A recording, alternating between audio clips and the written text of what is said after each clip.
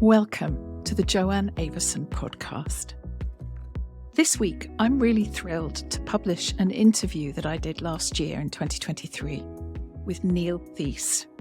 And I'm going to read you what it says on the flyleaf of his book, Notes on Complexity, that I believe should be an international treasure. Neil Theise is a professor of pathology at the NYU Grossman School of Medicine. Through his scientific research, he has been a pioneer of adult stem cell plasticity and the anatomy of the human interstitium. He is also a longtime student of Zen Buddhism. Dr. Theise's studies in complexity theory have led to interdisciplinary collaborations in fields such as integrative medicine, consciousness studies, and the science-religion dialogue. This is described as an electrifying introduction to complexity theory, the science of how complex systems behave, which profoundly reframes our understanding and illuminates our interconnectedness. Well, needless to say, any of you that know me know that that's one of the songs I've been singing for a very long time.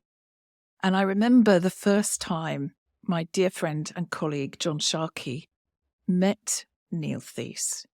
And I remember him calling me in excitement saying, Neil has agreed to come to Dundee University and work with us, and you two are going to be friends for life. And I was like, seriously? And he said, seriously. And that's precisely what happened. Because I think Neil, and very definitely Notes on Complexity, are international treasures. Because somehow he links science and spirit in a way that serves every single one of us. But he does it in plain English.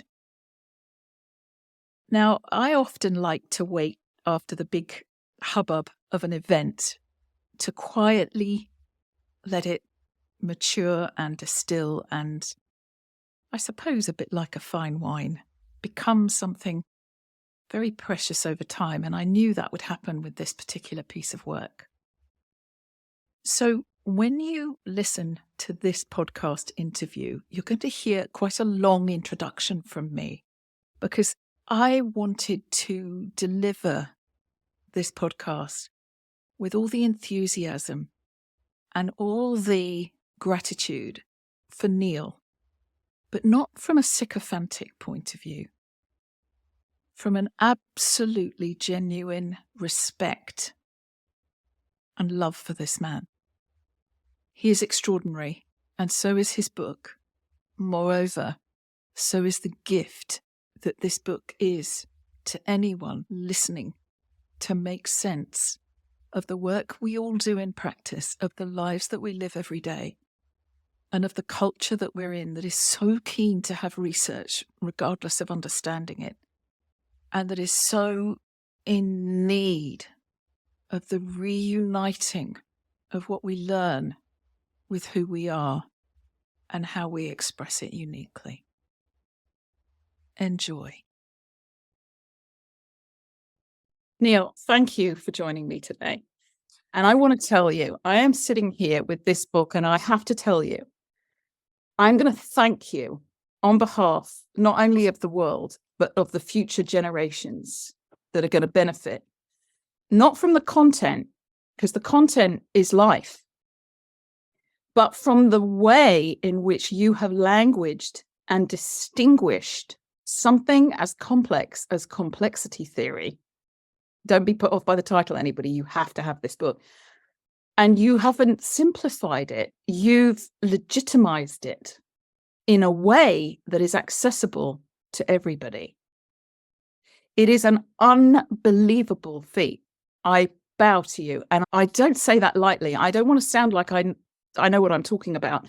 But having written and argued with my own writing and written something, and then, you've got the ghost of the angry listener or the ghost of the critical thinker or the tutor that you never pleased in junior school who wagged a finger at you and told you weren't methodical enough, and then you go back and rewrite it as if they're reading it.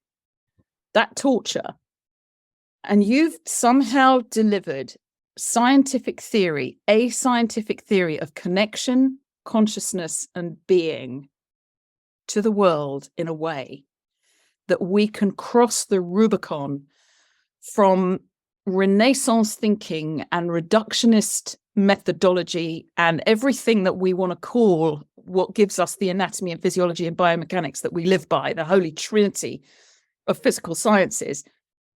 And you've bridged it to the 21st century wisdom and understanding of consciousness and this challenge that we're facing in this century. It's a work of art, Neil. It's a work of art. Thank you. Seriously, I know I sound like a sycophantic idiot, but I am not. No. Or if my mother, may she rest in peace, if she were still here, I've had the advantage that the book represents something I've been speaking aloud for 20 years. You've heard me do it. Yeah. So the material has been rubbed up against people's common understandings and their questions for 20 years. So that's helped me bring clarity to my own ideas. Though I thought initially, because I'm not a trained writer in any way, shape, or form. I write scientific papers, which is a completely other thing. That I thought I could simply sort of pour out the way I give the talk onto the page. And no, yeah, doesn't work. And so I had to learn, take what I had learned about the material and the concepts and how to present it. And I had really good editorial help to do this, obviously, so that nothing's taken for granted. As much as I could find, I could link every idea to the next idea, not assumed that anyone knew anything. And the challenge then is I have to figure out in under 175 pages how to explain quantum physics, relativity, biology, modern concepts of consciousness. And I did it. You did it. Sure how I did it. And, Shaivism, Kabbalism, Advaita. I mean, just hang on a second. Because, I've known you a few years now, and I've been studying fascia and anatomy and physiology and biomechanics, this holy trinity, and it just sent me nuts because it didn't make any sense to me. I've also had the privilege of being in a wisdom school, or you might call it a mystery school, for 6 years and studying spiritual science. And the big difficulty is the languaging process, the distinctions that you use to give people a bridge of understanding before they get to whether they agree with it or not. And that's what you've done. And you've made this web so exquisitely woven that nobody's going to lose their footing getting from the beginning to the end. It's brilliant. Thank you. No, seriously, it's more than brilliant, because you've managed to give us access to something that doesn't tell us what to think. It invites a new way of joining the dots of all the different ways of thinking that actually makes sense of our experience. That, do you have any idea? And you've done it in plain English. Yeah, good editing. Don't blame anybody else. It's the essence is exquisite. It's exquisite. Thank you. Seriously. One of the things that has been difficult is, what's the elevator pitch for this book? Everything.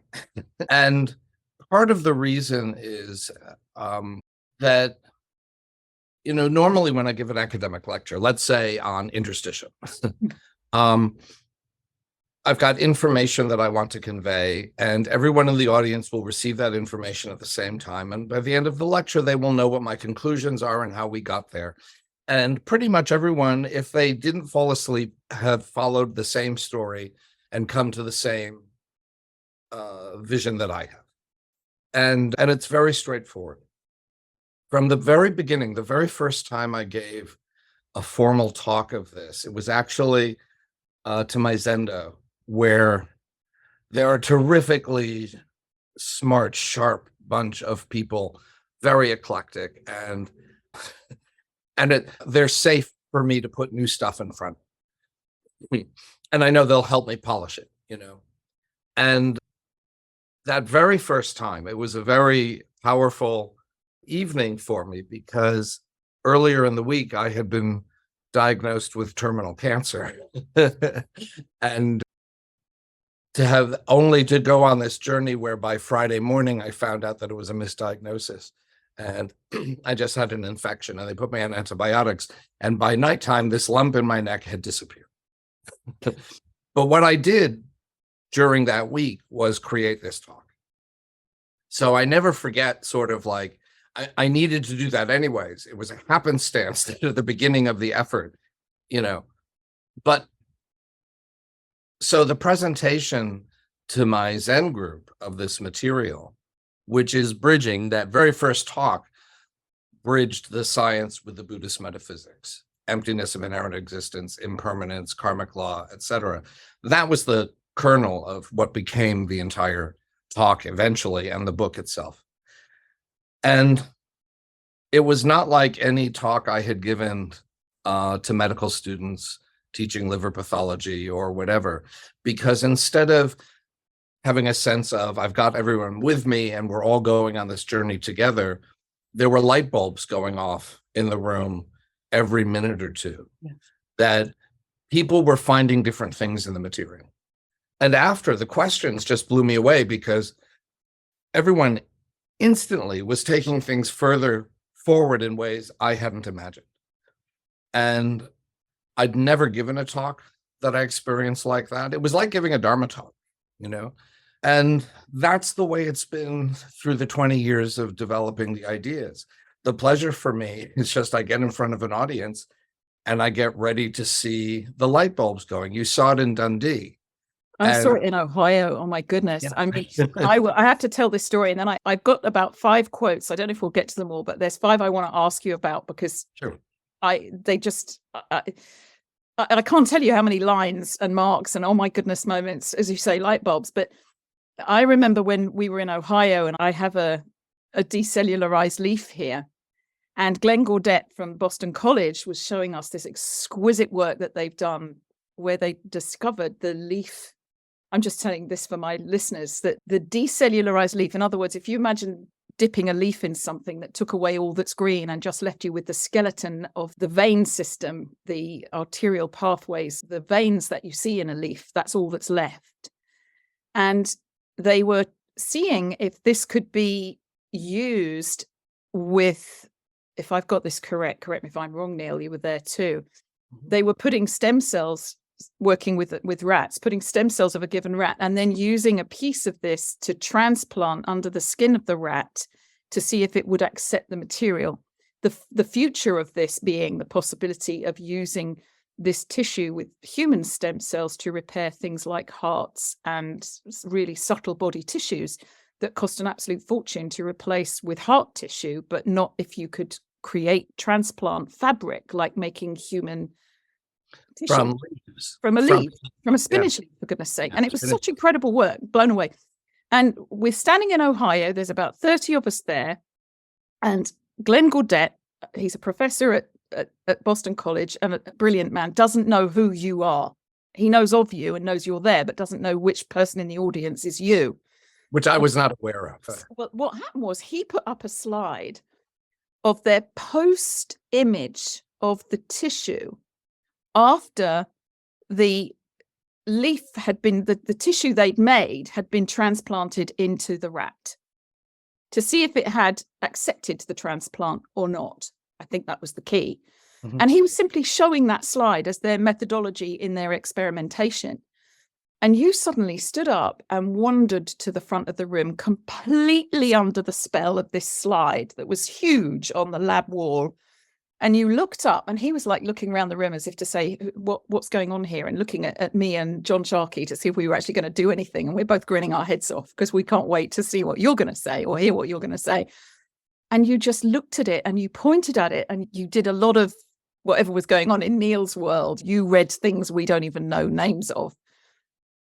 And you went, it worked. And he went, sorry? And you said, it worked. And you pointed at it.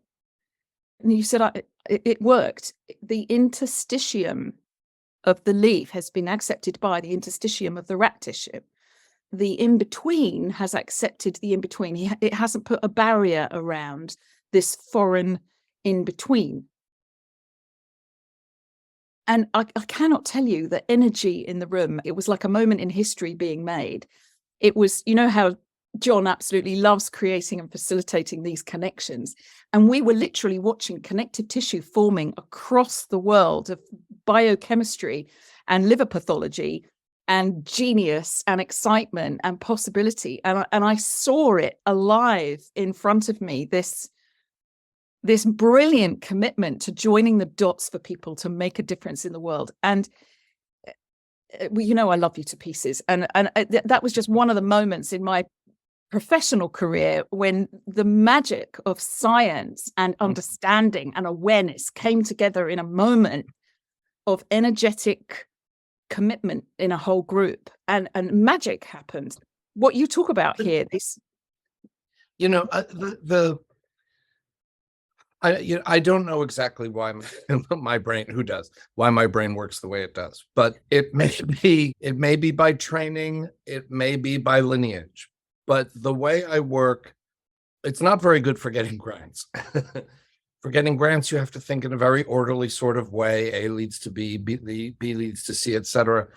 What I do is, what I'm comfortable with and always have been, is I gather stuff up and associations start to form.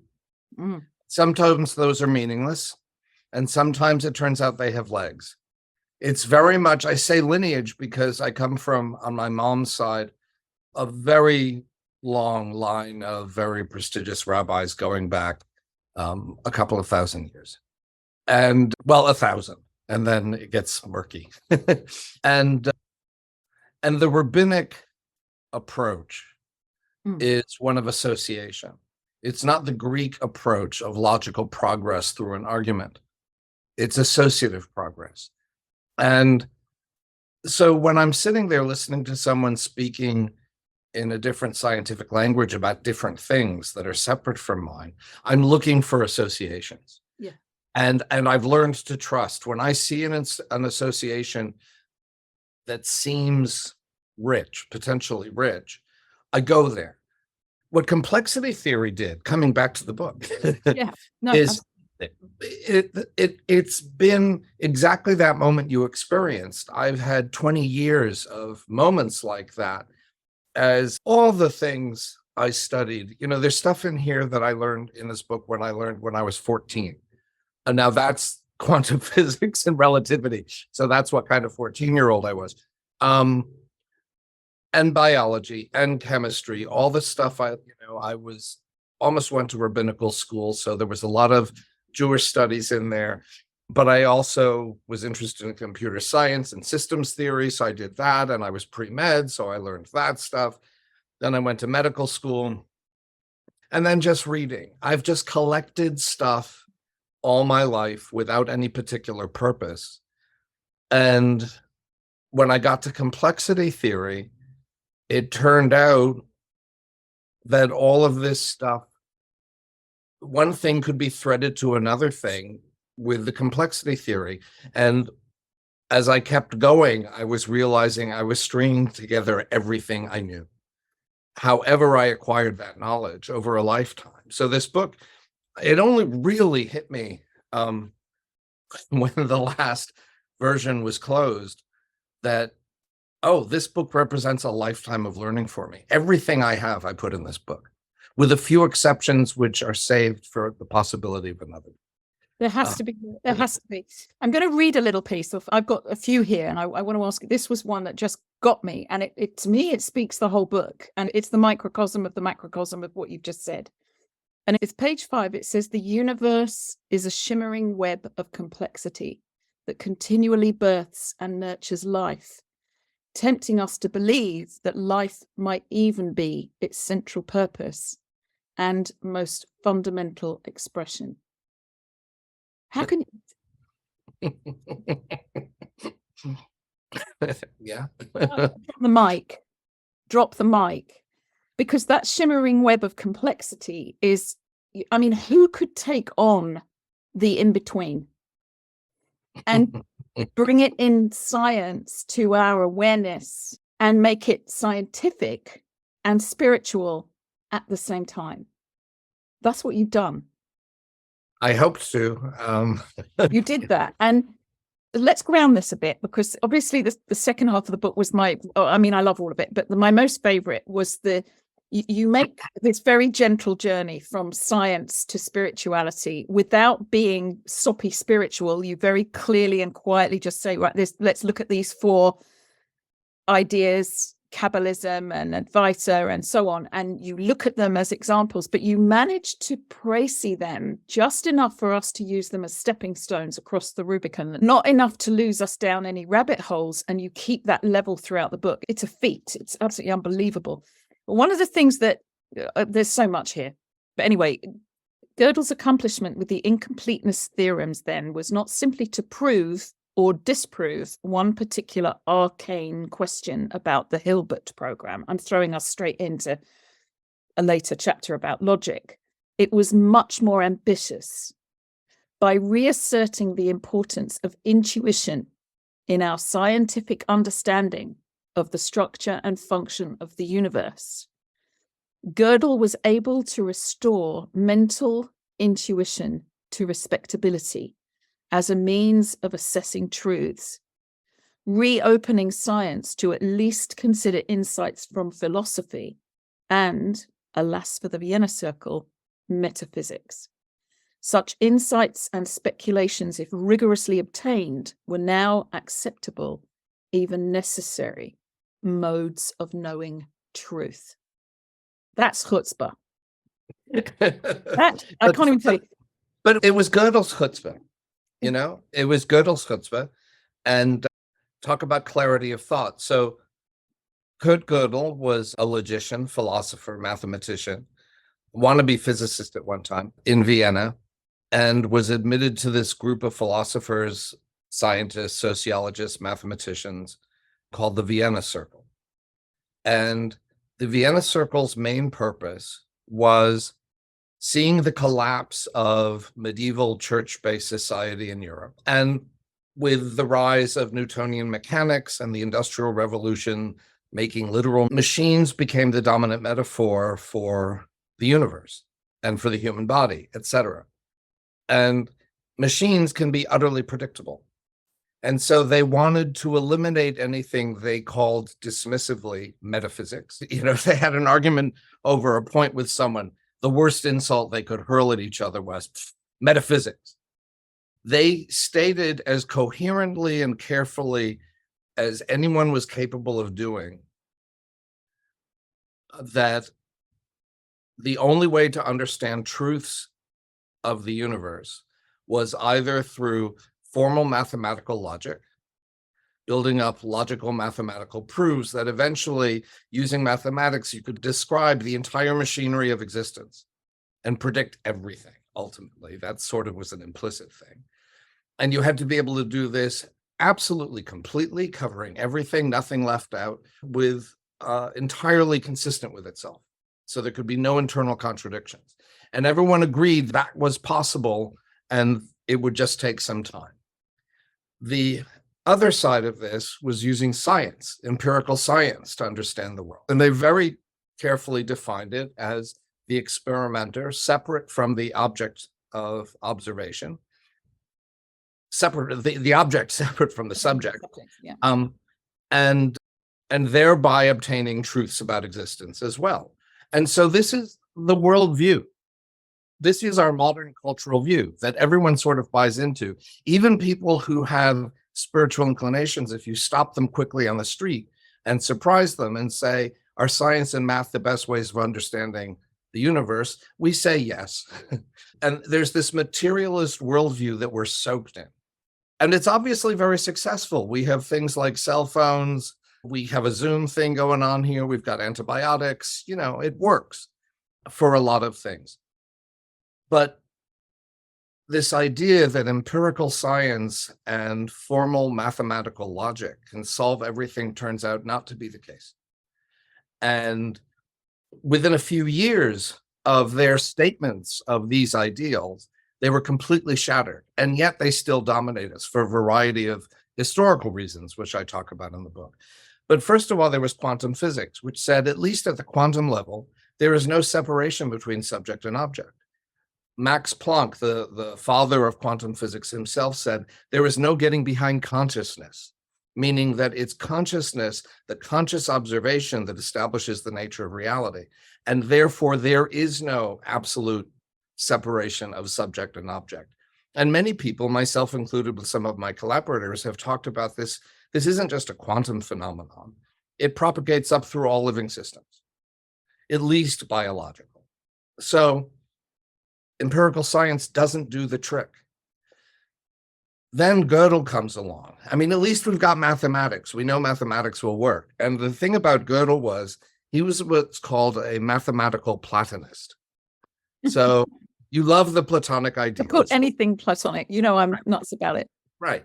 And so there are people like the Vienna Circle who felt that numbers were inventions by humans for counting, and then for more complex things. So numbers were invented to count bushels of wheat or stars in the sky or whatever. And then we go from there and we build up mathematics as we go. Mathematical Platonists say, no. Mathematics exists out there in a Platonic realm that we can perceive, and we can discover mathematical truths. We don't create mathematical truths. And we wake up to the recognition of zero. It's like with the Roman numerals starting at 1, and then the discovery of 0 as a placeholder suddenly transforms, but it was a discovery. It was a recognition of something. Well, some people would say it was an invention. I see what you're saying. Some and how do you, some it's invention, yeah. And how do you settle that question? No. Gödel found a way. Okay. So when I mentioned in the text you read about the Hilbert program, so he was sort of the leader of modern mathematical logic. And he said, in order to accomplish this aim of mathematics explaining everything, it had to fulfill certain criteria and achieve certain tasks. One of those was, as we said, it has to be complete. It has to describe everything. Mathematics has to encompass everything, nothing left out. And it has to be completely consistent with itself. There can be no internal contradictions, because if you have an internal contradiction, then the whole logical thing can unravel. What Gödel showed in the most remarkable way, and I give a glimpse of it in the book, is that he proved that there are always going to be, if you have a system of mathematical logic, in his particular case, if it was one that contained arithmetic, it's been generalized since, but his first version, any formal system of mathematical logic that contained arithmetic, there would always be statements that were true that could not be proven from within the program. Which means, how would you know they were true? He showed that they are true, but the only way you can get there is by intuition. There can be no formal proof of those things. Then the reverse, he also showed that if, in fact, you have a mathematical system that encompasses everything, nothing left out, so everything that can be proven true is proven true within it, it will contradict itself, and therefore its logic will unravel. So the next iteration of this, famously, is Alan Turing with the Universal Turing Machine, which is the basis of modern computing. So Gödel's work sort of was the foundation on which computer science exploded. So he wasn't some, off-kilter, off in the corner specialist. His work was incredibly profound. But what it's most profound for is mathematics cannot explain everything. Science cannot explain everything. There are truths that cannot be approached by either, that cannot be encompassed by either. In which case, how do we encompass them? And Gödel himself described how he encountered mathematics as this realm beyond him to be explored through his intuition. He would lie down on a couch in a darkened room and quietly let the objects of mathematics come to him. He was a meditator. He taught himself how to do this. He had no formal training that anyone knows about. And he himself said in a letter to his mother, he wrote many interesting letters to his mother, that he imagined that appropriately these ideas would be useful for religion. So I'm simply taking up that, what he gave us, and seeing where I can go with that. And that's the latter half of the book. Well, what's so beautiful about it, and I, we've just gone deep into the reasoning behind Godel and with his position. What you've done so brilliantly in the book is you haven't made it a dense book on information structure, and this isn't a romp. This book is a relatively easy read, and I wasn't expecting that. We arranged to do this podcast sometime after I received the book to give me weeks to devour it, and I couldn't put it down, because it was like you took me by the hand through a forest and said, right, that clearing over there is this, and that set of trees over there is this, and this is the undergrowth. And what you've got to understand is they come together here, and we need to bridge this way. But you keep moving. You don't get stuck down any rabbit holes, which I'm just, anyone out there listening, I can't even tell you. It's absolutely beautiful. And you talk about the 3 different systems of emergence, of complexity, shimmering web. You talk about the whole equals the sum of the parts. The whole is greater than the sum of the parts. And living beings, it's complexity theory. And you talk about it in terms of ants, which is something that we can all relate to. Well, that's, years of giving this talk. I was introduced to them by ants. Everyone understands ants and ant colonies. And Jane Prophet, this artist who I was collaborating with, she introduced me to complexity theory. That's a long story. But without her, there'd be no book, and my life would have been different. But she first started talking about ants, and I remember my first experience hearing it.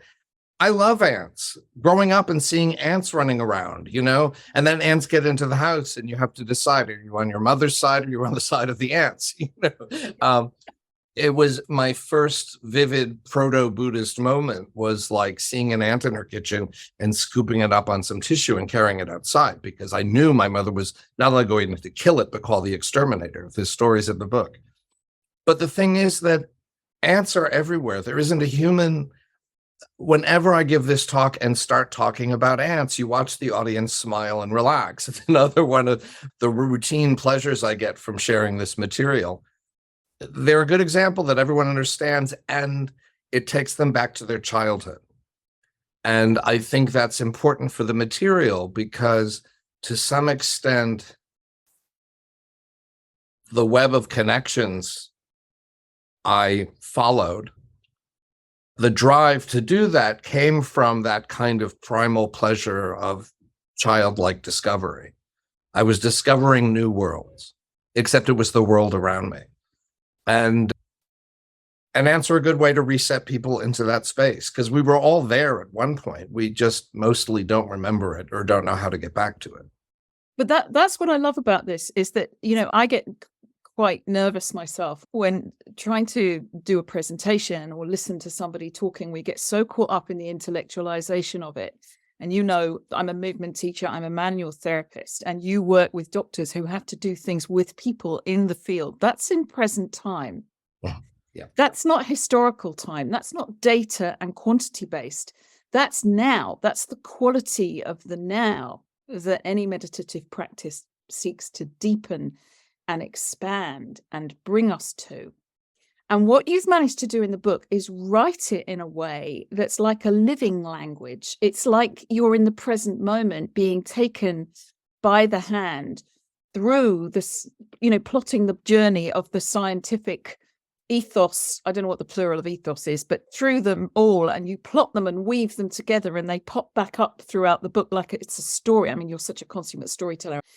And then you go into the return of metaphysics, where you talk about a practitioner of both science and meditation should always be vigilant to maintain a skeptical eye, even when their meditative experience are exceptionally vivid or even life-altering. And so you're not saying, oh, by the way, all this science, we abandon reductionism, and now we're all going off with the fairies to count stars in our sleep and find the nothingness from which we came. It's like you take us there really lovingly and carefully, and you choose these 4 traditions that we talked about. There's nothing particularly special about these 4 traditions that we chose to explore in depth. They're simply the ones with which He, being your friend Menas, he or I are most familiar through direct initiation and practice or academic interest. There are so many others, of course, and I invite you to look to whatever traditions you're familiar with for similar or related views. And you've managed to, let's say there's the past, there's the present that we're in, and there's the possibility of the, whatever you want to call, we call it the future, but for me it's that other, that intuitive realm, let's call it that. You manage to point to the intuitive realm without dictating how it should be. Mhm. And yet invite us to take it seriously, to consider it as valid an initiation as the academic achievements of understanding theory. And what I love about it is it's like, in my mind, it was like the shape of a Mobius loop. Oh. Where, you know, we talk about the left-hand side being the history and the right-hand side being the mystery, but the knot in the middle is where you are in the book. And you've managed to write that in a living language. And in reaching deep within ourselves to contact this primordial realm, we can have influence upon it, becoming a partner with God in refining all creation toward purity, perfection, and peace. I know you're not talking about God as if God is some, you know, geezer with a pair of glasses on the end of his nose and a Christmas list ticking off who's behaving properly. We're talking about consciousness with a capital C, to quote you. Yeah. Yeah. And where the founder of the movement I'm part of calls that our portable paradise within. And that's what I was in tears, actually, because you take us within and you make it safe, not to be religious necessarily, but through reflections of different religions to spiritual awareness, but you treat it sacredly. Well, you know, listen, took a lot of work to get here. There are a lot of things in our culture and in my own life that work hard to pull things apart and to say that things are separate. You know, the most vivid things, you and I have spoken about all of this stuff. The most vivid things for me, growing up Jewish in very Christian New England, growing up a child of Holocaust survivors, first generation American with European parents, growing up gay in a straight family. And for many years, you know, life was very hard for me because I couldn't find any way to bring all these things together. In fact, pieces of me were being pulled at each other to tear things apart. It was sometime in my 20s, growing up, coming of age. I went to medical school in New York, and that's where I came out and came of age as a gay man, and it was the AIDS crisis. And I used to joke to people, being a medical student and then an MD, I'm extremely useful in medical situations and medical emergencies. And we were living with daily medical crises.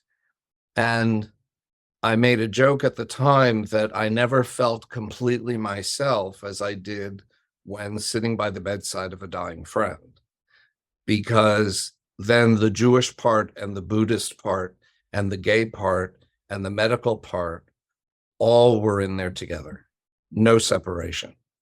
And once you get a taste of that, one, you realize it doesn't have to be other than that. And I wasn't going to give up on feeling that through my life. The care about being careful regarding you can't jump to conclusions this way, but you can't jump to conclusions this way. I'm a Zen Buddhist, the middle way. There's a middle way through all this stuff that allows them to be threaded together where they support and they mutually support each other rather than bounce up each other and fly And they away. also look to honor each other rather than discredit and dismiss each other. And that's what I love about this book, is it's such a powerful tool to translate. You're not saying, no, the science is wrong. And you're not saying, no, the awareness is wrong. You're not saying it's either of them are right. You're inviting us to meld our personal experience in presence to be present to the in-between. I mean, how middle way can you get? I Yeah. remember one of the moments in my career when Jaap van der Waal turned around and said, the body's made up of three things: cells, connective tissues, and the in-between. I was like, yes, my moment. Now it makes sense. And you've somehow done that with the science, the intuitive or the spirituality, the awareness, the consciousness. I know they're not synonymous terms by any means, but with the presence. Yeah. But presence. It's your presence in the writing that you've somehow imbued permission. I don't know how you've done it. Thank you. I don't know how it was gifted to me or why, but it was. One of the stories that there's a bunch of good stories that got cut. It's gorgeous. But one of them is, I had no particular interest in finding a weaving between science and spirituality. I was fine with them being separate in my head, mutually supportive, but not having any serious relationship with each other. And it was complexity theory that dissolved the barriers between them. And it came at me as a surprise because I was not looking for it. And it came as a surprise sitting in our Zendo. I was the morning opener. And that particular day, no one else was there. I was alone in the Zendo. And instead of doing my assigned meditation practice, which at the time was following my breath, I had been obsessing about my stem cell research and just could not turn off. This was 20 years ago. And science. And starting to realize that the cells I was studying for this short time I did animal work, and now continually still looking at human tissues, that I was the thing I was studying. There's a moment in the weeks before this particular gift where I was stuck in I'm the cells I'm studying, I'm the cells I'm studying, my body is cells, my body is a flock of cells, self-organizing into what looks like a body. And I was standing at the corner in New York, and the traffic light changed and it said walk, and people stepped off to the street, and I couldn't step off because my leg had become a flock of cells. It took me a while to pull it back together into a leg. So this came into me in the Zendo. And there was a moment where I looked up, zooming around in my mind, I'm cells, and saw the stick of incense on the altar opposite becoming smoke. And it just, this is what Buddhists mean by emptiness of inherent existence. You are a body, you are cells. The incense is a stick. It is also the smoke. Both are equally true. If you try to grab one of them, you lose the other. And suddenly my stem cell work and complexity, the thing self-organized, gave me this insight into a really obscure little bit of Buddhist metaphysics. And I took it to my teacher the next chance I got. And I said, that's all it is? That's emptiness? And she said, yeah. I said, I'm kind of surprised. And she said, well, it's really simple. It's just not easy. But that was suddenly there were no barriers. And everything in the book really flowed from that moment. Thank you. Thank you from the bottom of my soul for writing it and sticking it and putting it on paper and going through all that it takes. Just seriously, it's incredible. And I'm going to read it again, and I'm going to tell everybody to read it again. Just get this book, Notes on Complexity. And it's a scientific theory of connection, consciousness, and being. And if that isn't the Holy Trinity of the future, I don't know what is. Thank you, Neil. Thank you, Joy. So there you have it. A complete podcast interview with Neil Theise. And if you haven't met him in person, or you haven't seen him present, then I'm very excited to tell you that at the Move Better, Feel Better Summit, he will be the keynote speaker in May 2024. There'll be a link in the show notes for you to find out about that for yourself. And I believe you have free access to Neil and to a number of other speakers. I'm very delighted to be privileged to be among them. And the work of Cynthia Allen bringing forward Feldenkrais into the world. Please don't worry if you're not familiar with Feldenkrais. You don't need to be. Cynthia Allen, founder and inspiration behind the Move Better, Feel Better summits, is dedicated to the same things that Neil Theise is dedicated to, and the same things that I'm dedicated to, and most of us, making a difference in the world to ourselves and our clients to the best of our ability at the time. There's gold in this summit. Enjoy.